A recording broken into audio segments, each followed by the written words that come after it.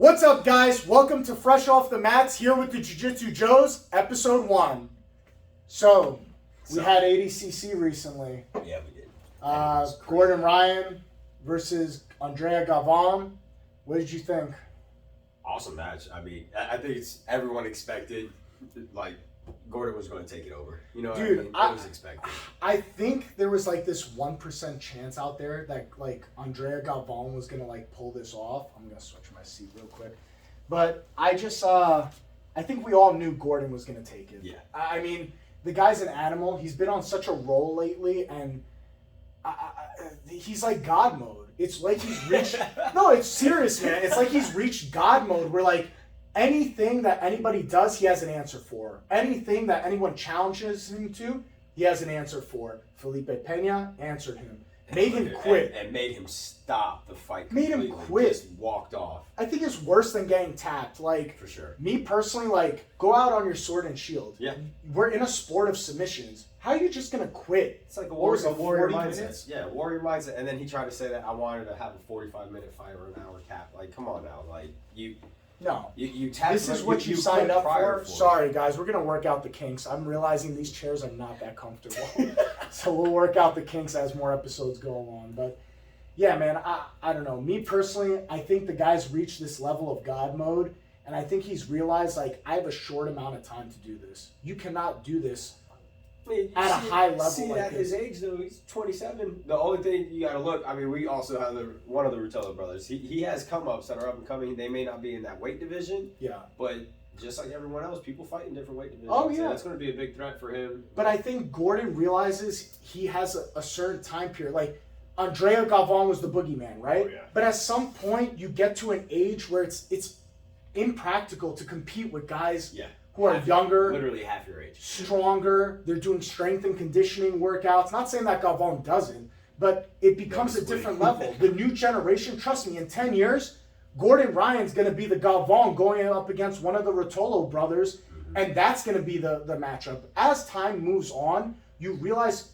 old heads, and I'm not using this term disrespectfully, but as you get older, the new generation swoops in, and they're going to take over. In 10 years, we're going to have this conversation about the Rutello brothers and Gordon Ryan. Oh, yeah. And it's going to be the super fight. And listen, it's a part of passing the torch on to the next generation. You cannot be top dog forever, but you have a finite amount of period to be top dog, which I think he's doing right now, and he's killing it. That was also one of my issues with the end of the fight when Andre, he kind of ended the fight. At first, it was really good. He was just like, no, he did well. He did what he shut my game down, blah, blah, blah. But then he started handing out like different excuses. Yeah. And to me, that's like, just cut that out. Like, Bro. no one expected, like, not that no one expected him to win. There's the people that did want Andre to win, but it's kind of like, understand, hey man, like, it's not always meant to happen. And this guy is the up and comer. He's half your age. Like, you weren't meant to always hold the torch. No. But see it as like, don't throw out excuses because now you're taking away that win from him. Yeah. As if like there was that opportunity and that it's only because of this that you didn't win. Like, I think, what did he mention, his ACL? Yeah. He mentioned his ACL, like, oh, I tore it after like a few weeks and then I had to go get stem cells. Bro, this is a combat sport. People are going to get hurt. It's normal to get hurt in training camp and practice and all this when you're going at such a high level.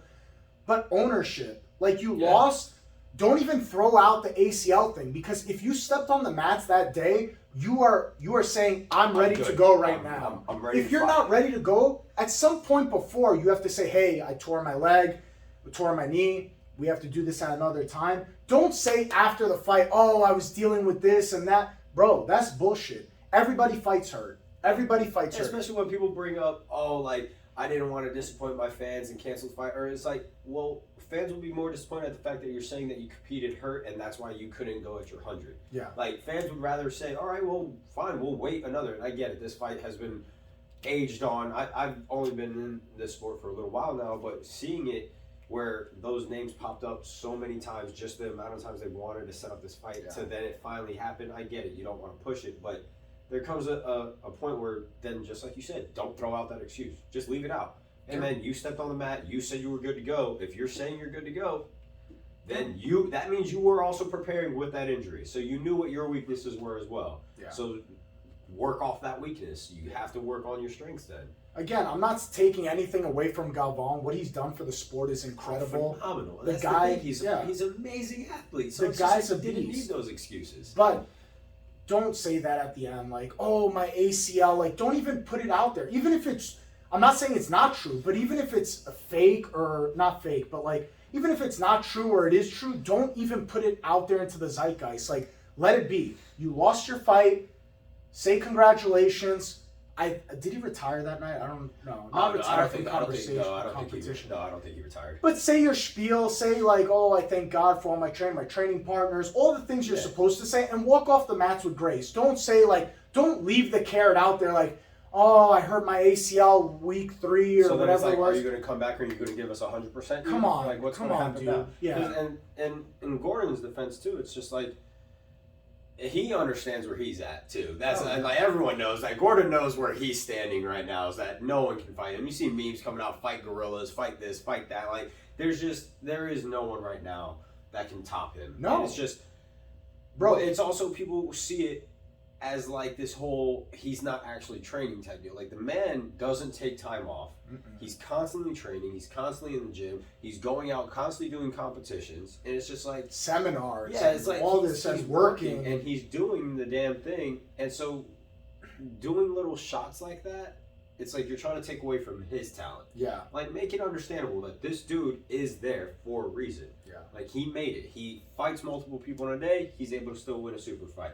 Whether he fights just one fight or multiple fights, he is winning his fights no matter what. And that's where I think people need to really give him the credit. Yes, his attitude, but that attitude is also what's bringing so many people to start looking at jiu-jitsu because that's the character that people are wanting. Yeah. And it's upsetting when people are trying to say, oh, it's like WWE. It's not. There is this realism where these guys are having to scrap and get into it. And it's crazy when people want to put their judgment on it, but then they refuse to step on a mat. Yeah. It's like, come on, man. Come take one step on. And I'll even take it to here, like, okay, if Gordon Ryan loses this fight to Galvão, is he allowed to then say, oh, well, I fought 3 matches today prior to this super fight? Anybody could have an excuse for anything. And I think this all goes back to ownership. Look at this guy. Siri. I'm professional. Siri likes talking. I think it all goes back to ownership. It goes back to, like, you taking responsibility for yourself and not just making these pussy-ass excuses of, like, oh, this happened and X, Y, Z. And, dude, life is full of hardships. Life is not easy. You know as well as I do. Things come up. Challenges come up. But you got to take ownership. Anybody could say, oh, well, I missed the light today on the way to the gym, and then this happened and X happened. This is why I had a bad day. Anybody could have a bad day.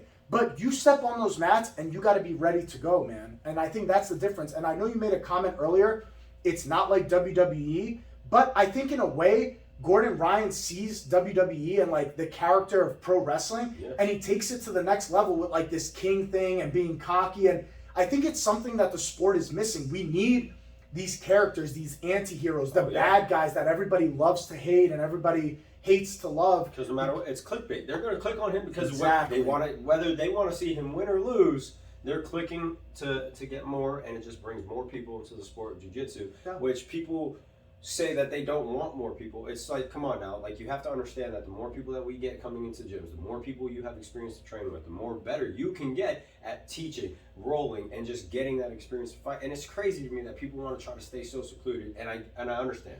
People don't want it to turn into what things like how Taekwondo turned into, where it becomes just only a sport, and then you run into situations where there's a video I did want to bring up where an Olympic, they are in the Olympics for karate, and the guy gets DQ'd for kicking too hard because his opponent throws a punch, doesn't block his face, guy throws a normal snap kick, other guy gets knocked out, and the dude who wins the fight gets DQ'd because he kicks too hard. And I get people want to avoid that because if it gets too popular, they'll start trying to dump things down for a bigger acceptance. So what I like about Gordon being this pinnacle right now is it shows you could be a tier 1 athlete. The dude is shredded, he's jacked, he's built, he's all about working out, recovery, and he builds this persona, and it shows that, hey, like, this sport is no longer just the smallest guy taking on the biggest. It is also getting filled with athletes and monsters, showing that, no, we can be big and still do this sport and involve everyone from every situation, which is, I think it's great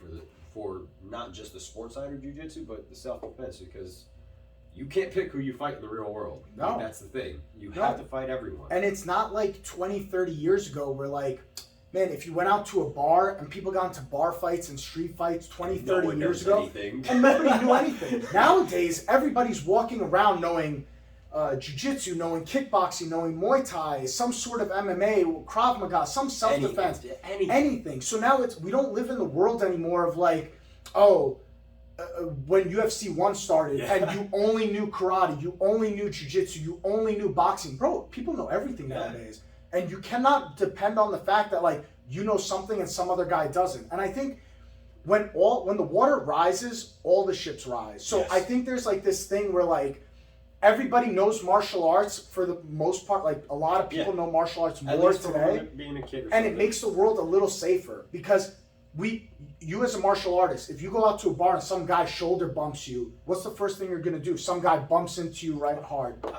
Hey man. Right away, I'm sorry. Hey, sorry man, I didn't. Even if it's the other guy's fault, right away, if some guy bumps me in the bar, right away I'm like, hey, sorry man, I didn't mean to bump into you. Even if I know it's his fault for bumping into me, because we all have this like understanding that we need to diffuse the situation before it escalates to something crazy. Now, if you're talking 20, 30 years ago, some guy bumps you in the bar, hey man, what the fuck? Yeah. Fuck you, dude, why'd you bump into me? All this crazy shit, and it amps up because you may know something, but the majority of people don't know a lot. Now, I think we live in a day and age where a lot of people carry guns, a lot of people know martial arts now because they want to be more safe. So I think we all have this common understanding that if you train in a martial arts, you know when you go out into the real world, how easily it is to get fucked up. So we have this understanding of let's diffuse the situation. Sorry, man, let me buy you a drink. Didn't mean to bump into you, which I think it makes the community as a whole a lot better. And people want to look at that as like, oh, it's a soft mentality. Like you should be ready to always fight someone. It's like, no. When you have an understanding of what true violence is, when you get punched in the mouth, and that's my favorite thing. And like just like you, I found jiu-jitsu after striking. I got into boxing. And so welcome to Netflix, guys. So coming into boxing, right, is when I saw jiu-jitsu. And through the Marine Corps time, when I served and things like that, we did grappling and stuff like that. But my favorite was always stand-up. It's what I grew up doing. And so then getting into jiu-jitsu, it was always this weird aspect. But then that mesh of martial arts and how it all flows together, and that also bigger understanding of first time I started jiu-jitsu, it was a 120-pound girl that made me not be able to do anything. Yeah. And that understanding of like, wow, there are people out here that can be smaller than assassins. You, and they're assassins. They are deadly assassins out there. And so when you have that understanding, it checks your ego immediately. And that's what my favorite thing about any of these combat sports is it checks your ego. So when you go into a bar and someone bumps you, you understand like, bro, it was nothing. Guy's not out here trying to be malicious. He accidentally bumped into you. Usually in a busy area, they're not sitting here shoulder checking you. Even if the guy's an asshole, I'll still be like, hey man, whatever. I know he did it on purpose. I'm like, you know what, man? I don't want to deal with this situation right now. Sorry, dude. Because you know the after effects. You know what happens. The consequences. Exactly. And that's the thing, I think, where a lot of people end up getting themselves in these situations is fake tough guys. Yes, they want to act tough. They want something to prove. It's just like, bro, just move on. Yeah, they're there with their girl and they're like, oh man, you bumped into me, bro. I'm gonna start a fight to prove to my friends or my girl like I'm a tough guy, bro. You ain't shit, man. Just laugh it off. You ain't shit. You know how many we go to the gym. Yeah. We go. You know, we bust each other's chops. It's a running joke between us. Like, oh, you're fat. No, you're fat. But we're both athletic guys. We both go to the gym. And like, how many times you see at the gym guys walking around pissed off and angry and like, trying to act like the big dick in the room? And it's like, dude, I may be half your size, but I'll choke your ass out. Like, you're not as tough as you think you are. And how many guys we get to come into the gym? These big, burly guys, right? Yeah. And it's just a normal habit. Like, they come in, they see me, they look at me like I'm a smaller guy, and then they realize, like, I can But they can't last a minute. Yeah, they can't last 1 minute. We can get you somewhere. Again, I think it's good to, like, work out and, like, be fit and all these things. And they show it. They show why. Yeah. They show exactly why. I think it's good to be fit and, like, in shape, but I also think, like, when it comes to this, like, it gives you this, like, air of arrogance, like, I'm a badass. Just because you're in shape and fit doesn't instantly make you a badass, because we've seen it so many times. Big muscular guys come into the gym and they don't last a minute with people half their size. They get tired, they don't know how to move their body, they put things where they shouldn't be. And that goes into striking, it goes into anything. Like, I remember the first time learning how to throw an actual punch. how to throw your hip behind it, moving off your feet, moving your toes, staying light, things like that. All these things that people don't think.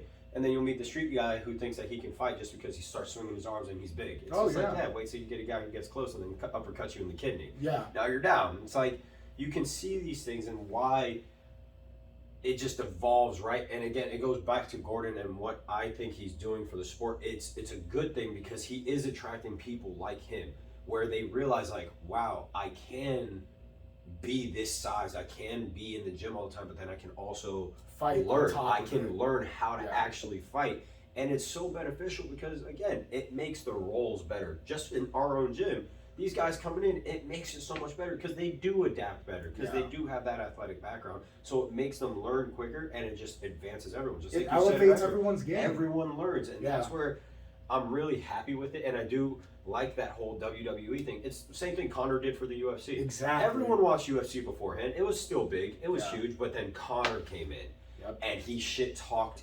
everybody. He didn't care. He talked about the dirtiest things, which, yes, sometimes it's like, bro, you need to chill.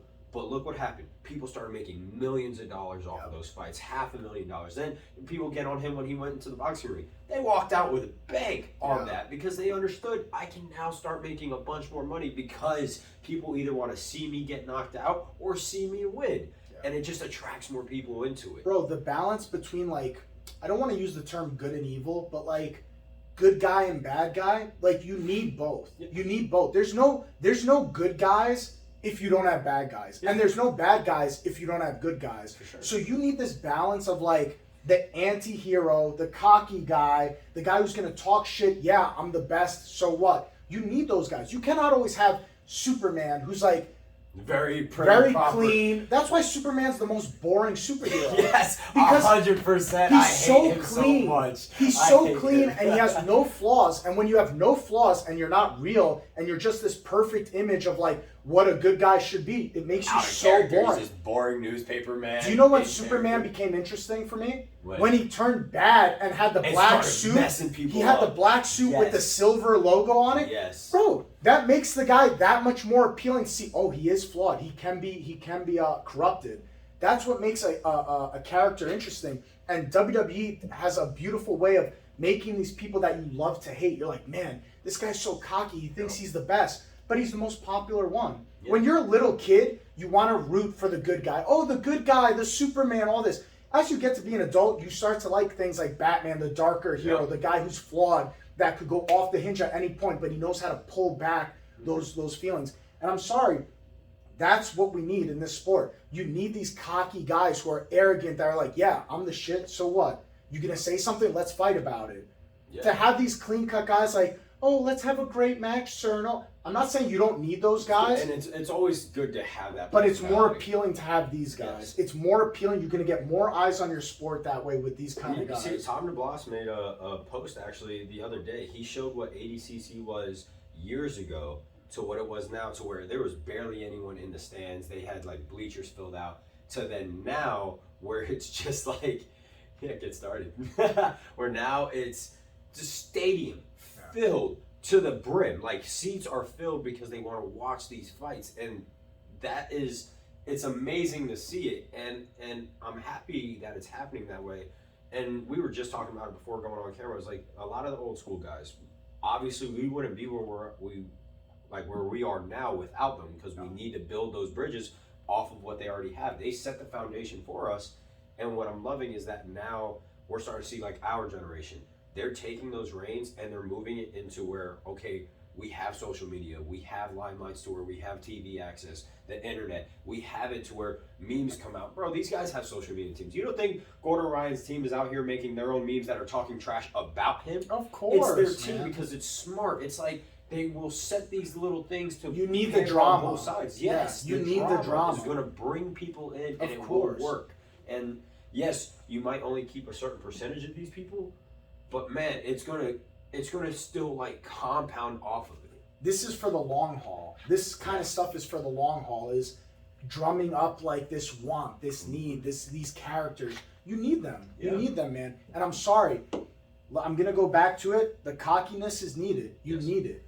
You need it. You need somebody to be like, I'm not a pussy. I go to the gym. I work out. I do this stuff. You need it. because this drums up this like, man, I hope this guy loses, or I hope this guy wins, or any type of mentality. And any type of press is good press. Yes.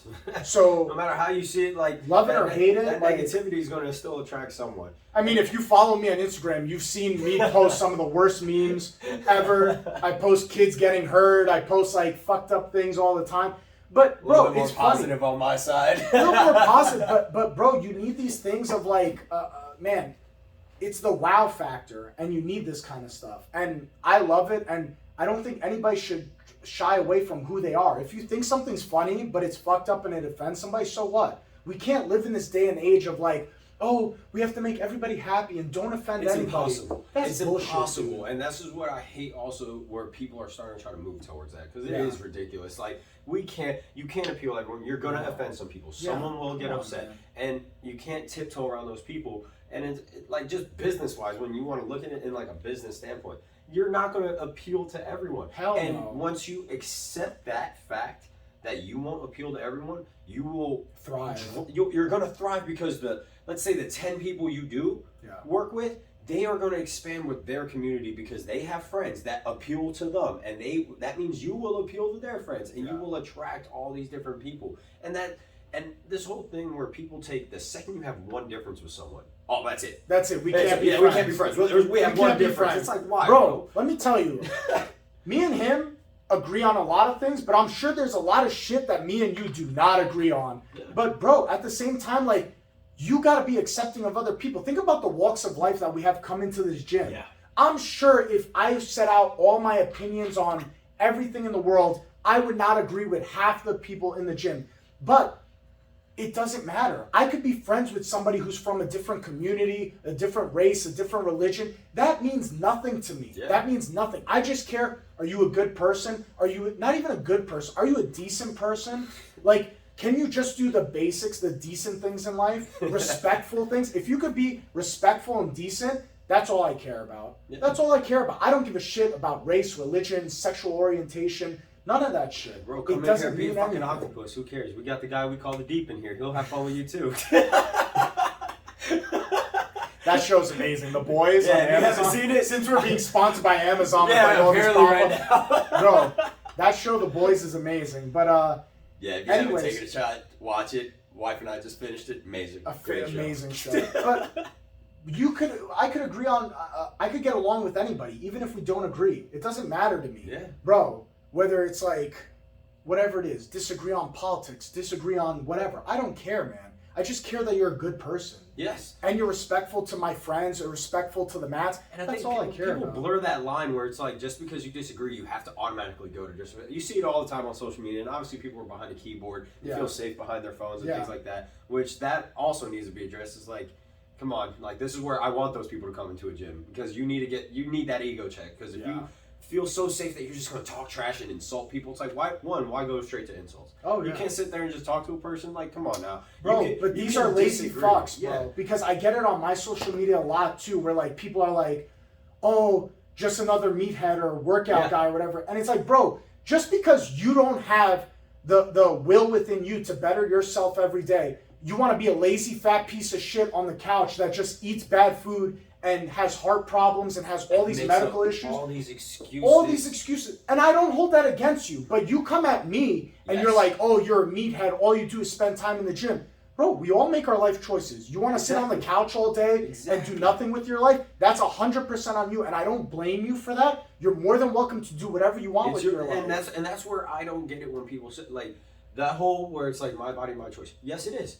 So that means you also have no right to try to get on me for how I live it. And then what I hate is when you get in these discussions with certain people, then they start hitting you with all the excuses. Oh, I can't do this because of this. Yeah. And for you guys that don't know me personally, is I have a fitness background. I've been doing it for a decade now, right? Where I've trained people, I work them out, I build programs, I get nutrition plans, get people results. And no matter what it comes down to, is the first change that always has to happen is you have to accept with yourself that I'm not going to make an excuse anymore. Yeah. It's just how it comes down. Is I get questioned all the time, how is it that I'm always coming to the gym working out? Like, luckily, I can say I am blessed. I have my own business. I run it. And so what I do is I space out my schedule for it. But then I tell everyone who doesn't have that opportunity, set out 1 to 2 hours a week. Yeah. You don't have to come every day. Make a plan to where, hey, I'm going to show up twice a week. Yeah. That's it. Come twice a week. That is more improvement than not doing it whatsoever. But you know what it is? They see the final result. They see us going to they see right now. Yes. They're like, oh, this guy goes to the gym 5-6 days a week. This guy goes to the gym 5-6 days a week. Oh, this guy does 3 hours of jiu-jitsu, 3 hours of jiu-jitsu daily. They just think that we started day one like this. Yeah. And that's the problem, that they don't go back to those times when, like, man, I was 265, size 48-inch waist. They don't see those times of, like, starting off slow in my room, my father will attest to this, see me work out in my room with P90X videos, just trying to get in shape. And people don't see the long road of progress that it took 10, 11, 12 years to get there. To get to the opportunity to do a To 3 do a that. day. Yeah, they just think, oh, I want the quick fix. If you want quick fixes, man, go fuck yourself, because you're never going to get quick That's the best fixes way in to life. say it. There's never going to be a quick fix. All these, like, 2-minute ab videos and, like, Dude. get worked out in 30 seconds. Bro, that's bullshit. Take this pill and you're going to lose weight. Happens in the kitchen. I'll That's tell you that. bullshit, Happens in the dude. kitchen. All Want that to stuff see is something, bullshit. go in the kitchen. Yeah. Work out. You can work out for an hour a day. Bro, go to the it kitchen. requires time. It requires sacrifice. It requires those days when, days when you're upset, crying that, like, things didn't go your way and, like, you're frustrated, but you still make time to get to the gym and still get that time in. It requires all that sacrifice. Of course, I want to eat pizza and chocolate cake every day. Every day, I would love it. Who doesn't want to I eat would a be pint of so ice happy. cream every day and pizza every day?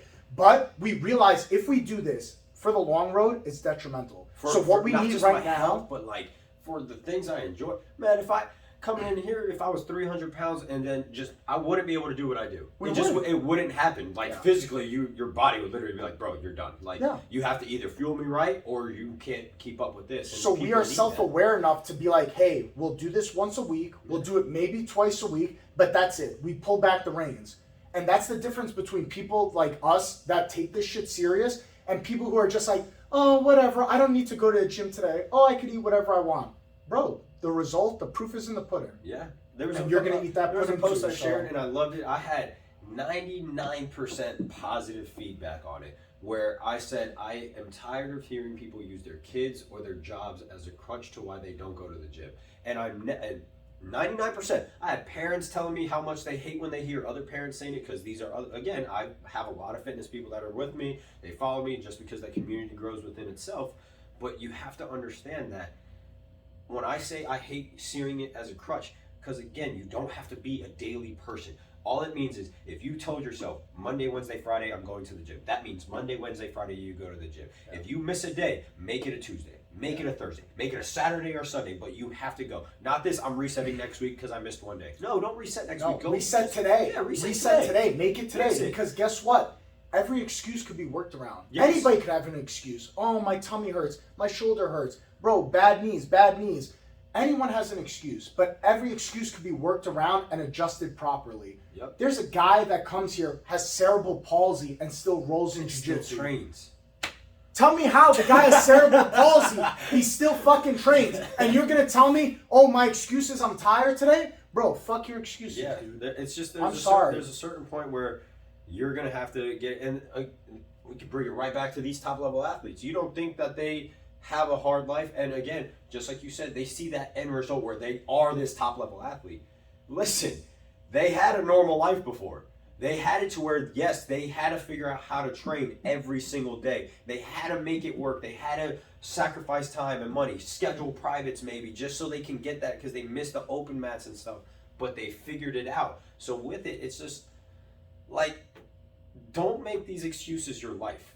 It's something that happened at that moment, so then get past it, make a plan, and then adjust from there. I have work that comes up. Today I couldn't roll, and it's just like that, but that means, all right, I have to go to the gym. I have to go outside and do some cardio. I have to go work out, and so I'll make it up in another way, but it's, understand, everyone has something that comes up. Yeah. And it's just these athletes, they get there because they dedicated it and they made a sacrifice. Michael Musanechi, he came out with a reel just talking about that, where he's like, I make sacrifices. You shared it. Yeah, yep. A daily sacrifice, and people are not willing to understand that because they say that their life is harder. And it's just like, someone will always, I promise you, no matter how life your hard is, there is someone in this world where billions of people live, and their life is harder, and yet they figured it out. Listen, guys, life is hard. Fuck your excuses. At some point, you got to get past hard shit. Yeah. The only way to grow is to get past hard shit. And always choose the hard path. Brother, man. Always choose it. Episode 1 in the books. Finally. Fresh off the mats. We hope you guys enjoyed it. We'll see you for episode 2 next time. See you.